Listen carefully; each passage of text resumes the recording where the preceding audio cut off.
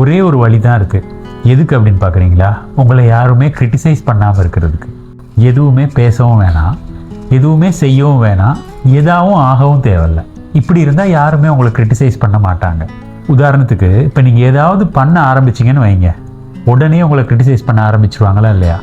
அமைதியாக இருந்தாலும் அதை தான் செய்வாங்க. இந்த உலகத்தில் கிரிட்டிசைஸ் பண்ணாதவங்க அப்படின்னு சொல்லி யாரையும் நம்மளால் தேடிக்கவும் முடியாது. எல்லாருக்குமே கிரிட்டிசைஸ் பண்ணுற குணம் நிறையவே இருக்குது. என்னானாலும் எதை செஞ்சாலும் யாரும் கிரிட்டிசைஸ் பண்ணுறாங்க அப்படின்னா இப்போ நீங்கள் என்ன தான் செய்ய போகிறீங்க? ஒன்று இந்த கிரிட்டிசைஸ் பண்ணுறவங்களுக்கு பயந்து எதுவுமே செய்யாமல் இருக்கலாம்.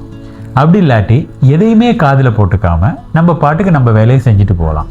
இதில் என்ன மிக முக்கியமான பாயிண்ட் அப்படின்னா, யாராவது கிரிட்டிசைஸ் பண்ண ஆரம்பிச்சிட்டாங்களா இருந்தால் நம்ம ஏதோ ஒன்று செய்ய ஆரம்பிச்சிட்டோம் அப்படிங்கிறது தான் சிக்னல். நம்மளால் எல்லாத்தையும் செட்டிஸ் பண்ண முடியாதுல்ல, அப்போ நம்ம என்ன செய்யறது?